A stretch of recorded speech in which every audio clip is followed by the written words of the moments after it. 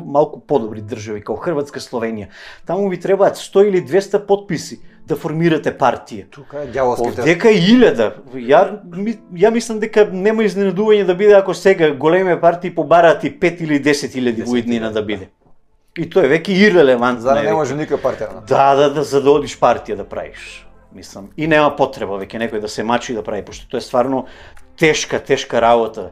Одење во суд, вадење документи дека не се осудуван, други документи, заверување на нотар, приложување сите тие 1000 потписи, значи, и тоа се 1000 основачи на партијата. И пленумот се одржува на почеток на февруари 2016 година. Вие имавте пленум.